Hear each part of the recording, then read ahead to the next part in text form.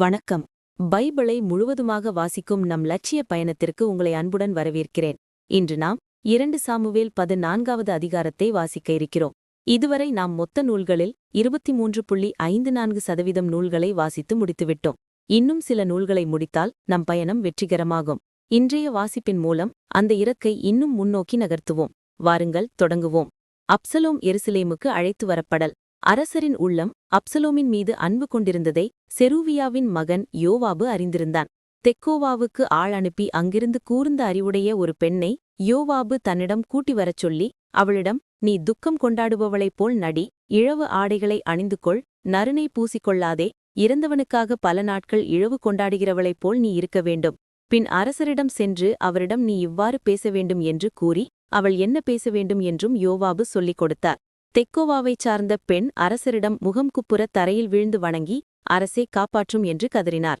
உனக்கு என்ன வேண்டும் என்று அரசர் அவளிடம் கேட்டார். நான் ஒரு கைம்பெண்டன். என் கணவர் இறந்துவிட்டார். என் அடியவளுக்கு 2 பிள்ளைகள் இருந்தனர். இருவரும் திறந்த வெளியில் சண்டையிட்டுக் கொண்டனர். அவர்களை தடுத்து நிறுத்த யாரும் இல்லாததால் ஒருவன் மற்றவனை தாக்கிக் கொன்றுவிட்டான். இதோ என் அடியவளுக்கு எதிராக என் குடும்பத்தார் அனைவரும் எழும்பி, தன் சகோதரனைக் கொன்றவனை கொடுத்துவிடு, அவன் சகோதரனின் உயிருக்காக நாங்கள் அவனை கொல்ல வேண்டும் என்று கூறுகின்றனர். இவ்வாறு அவர்கள் எனக்கு இருக்கும் ஒரு வாரிசையும் அவர்கள் அழித்து எனக்கு எஞ்சியுள்ள ஒளியையும் அணைத்து இவ்வுலகில் என் கணவனுக்கு பெயரும் வழிமரபும் இல்லாமல் செய்துவிடுவார்கள் என்று அவள் சொன்னாள். நீ உன் வீட்டுக்குச் செல், உனக்காக நான் கட்டளை பிறப்பிப்பேன் என்று அரசர் அப்பெண்ணிடம் கூறினார். பின் தெக்கோவாவைச் சார்ந்த பெண் அரசரிடம், என் தலைவராம் அரசே, என் குற்றம் என் மீதும் என் தந்தையின் வீட்டின் மீதும் இருக்கட்டும், அரசரும் அவரது அரியணையும் குற்றமற்று இருக்கட்டும் என்று கூறினாள். உன்னிடம் யார் எதை சொன்னாலும் அவனை என்னிடம் கொண்டு வா, அவன் உன்னை இனி தொடவே மாட்டான் என்று அரசர் கூறினார். இரத்த பழி வாங்க விழைவோர் இனி கொல்லாமல் இருக்கவும் என் மகன் சாகாமல் இருக்கவும் அரசராகிய நீர் ஆண்டவராகிய கடவுளிடம் மன்றாடுவீர் என்று அவள் கேட்க, வாழும் ஆண்டவர் மேல் ஆணை, உன் மகனின் ஒரு முடி கூட தரையில் விழாது என்று அவர் பதிலளித்தார். பிறகு அப்பெண், தலைவராம் அரசரிடம் ஒரு வார்த்தை சொல்ல அனுமதி தாரும் என்று கேட்க, அவரும் சொல் என்று பதிலளித்தார். அவள் சொன்னது, கடவுளின் மக்களுக்கு எதிராக இத்தகைய எண்ணத்தை நீர் கொண்டிருப்பது ஏன்? தம்மால் துரத்தப்பட்டவனை திரும்ப அழைக்காமல் இருப்பதனால் இந்த தீர்ப்பு அவரையே குற்றவாளி ஆக்குகிறது. நாம் இறப்பது உறுதி. தரையில் சிந்தப்பட்டு மீண்டும் சேகரிக்க முடியாத நீரைப் போன்றவர்கள் நாம். ஆனால் துரத்தப்பட்டவனை பொறுத்தமட்டில் அவன் தம்மிடமிருந்து விலகிவிடாதபடி கடவுள் திட்டமிடுகிறார். அவன் உயிரை எடுக்க மாட்டார். இதை என் தலைவராம் அரசரிடம் நான் கூற வந்தபோது மக்கள் என்னை அச்சுறுத்தினர். உம்மது அடியவளோ, நான் அரசரிடம் போவேன், ஒருவேளை அரசர் தம் அடியவளின் வார்த்தைக்கு செவி கொடுப்பார் என்று எண்ணினேன் பயில்டு. ஏனெனில் என் அடியவளின் படி என் தலைவராம் அரசரின் வார்த்தை எனக்கு அமைதி தரும். கடவுளின் தூதரைப் போல் என் தலைவராம் அரசர் நன்மையும் தீமையும் புரிந்து கொள்வார். ஆண்டவராகிய கடவுள் உம்மோடு இருப்பார் என்று கூறினாள். அதன்பின் தாவீது அப்பெண்ணிடம் மறுமொழியாக, நான் உன்னிடம் கேட்பது எதற்கும் மறைக்காமல் பதில் சொல் என்றார். அதற்கு அவள், தயவு கூர்ந்து என் தலைவராம் அரசர் கேட்கட்டும் என்றாள். இதிலெல்லாம் உன்னோடு யோவாபுக்கு பங்கு உண்டு அல்லவா என்று அரசர் தாவீது கேட்டார். என் தலைவராம் அரசே, உயிர் மேல் ஆணை, என் தலைவராம் அரசரின் வார்த்தையிலிருந்து யாரும் வலமோ இடமோ திரும்ப முடியாது. என் அடியான் யோவாபுதான் என்னை பணியவர். அவரே இச்சொற்கள் அனைத்தையும் அடியவளுக்கு சொல்லித் தந்தவர். என் அடியான் யோவாபு தற்போதைய நிலை மாற வேண்டும் என இதை செய்தார். ஆனால் கடவுளின் தூதருக்கு நிகரான பேரறிவு கொண்ட என் தலைவர் உலகில் நடக்கும் அனைத்தையும் அறிவார் என்று அப்பெண் கூறினாள்.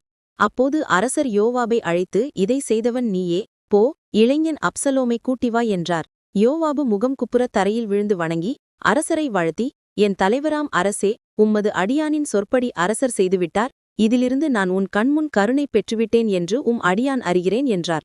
யோவாபு எழுந்து கேசூருக்கு சென்று அப்சலோமை எருசலேமுக்கு கூட்டி வந்தார். அவன் தன் வீட்டுக்கே திரும்ப வேண்டும், என் முகத்தில் அவன் விழக்கூடாது என்று அரசர் கூற, அப்சலோம் தன் வீட்டுக்கு திரும்பினான். அரசரின் முகத்தில் அவன் விழவில்லை.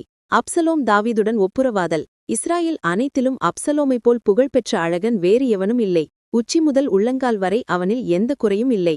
அவன் முடிவெட்டிக் கொள்ளும் போது ஒவ்வொரு ஆண்டின் இறுதியிலும் தலைக்கு பாரமாயிருந்ததால் அவன் முடிவெட்டிக் கொள்வான். அது அரச அளவையின்படி 2 கிலோவுக்கு மேலாக இருக்கும். அப்சலோமுக்கு 3 ஆண் குழந்தைகள் பிறந்தன. தாமர் என்று பெயர் கொண்ட ஒரு மகளும் இருந்தாள். அவள் பேரழகியாகியிருந்தாள். அப்சலோம் எருசலேமில் 2 ஆண்டுகள் வாழ்ந்தான். ஆனால் அரசன் முகத்தில் விழவில்லை. அப்சலோம் யோவாபை அரசரிடம் அனுப்புவதற்காக அவனை தன்னிடம் வரும்படி அழைத்தான். ஆனால் யோவாபு அவனிடம் செல்ல விரும்பவில்லை. 2வது முறை ஆள் அனுப்பியும் யோவாபு செல்ல விரும்பவில்லை. அப்போது அவன் தன் பணியாளரிடம், கவனியுங்கள், யோவாபின் வயல் என் வயலுக்கு அருகே உள்ளது. அங்கே வார்கோதுமை விளைந்துள்ளது. நீங்கள் சென்று அதற்கு தீ வையுங்கள் என்றான். அப்சலோமின் பணியாளர் அந்த வயலுக்கு தீ வைத்தனர். பின் யோவாபு புறப்பட்டு அப்சலோம் வீட்டுக்கு சென்று அவனிடம், உன் பணியாளர் என் வயலுக்கு தீ வைத்தது ஏன் என்று கேட்டார்.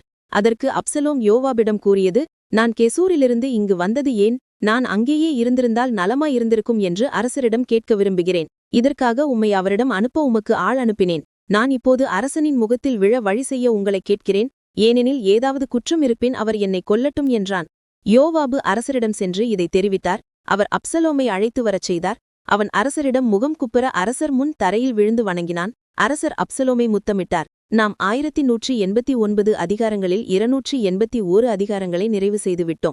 இன்னும் சில அதிகாரங்களை வாசித்தால் முழு பைபிளையும் முடித்து விடுவோம். நாளை அடுத்த அதிகாரத்தை பார்க்க சந்திப்போம். நாள்தோறும் இந்த பயணத்தில் நீங்களும் பங்கேற்றால் பைபிளை முழுமையாக வாசித்து முடிப்போம். இது நம் வாழ்க்கையிலும் ஆன்மாவிலும் பெரிய மாற்றத்தை ஏற்படுத்தும்.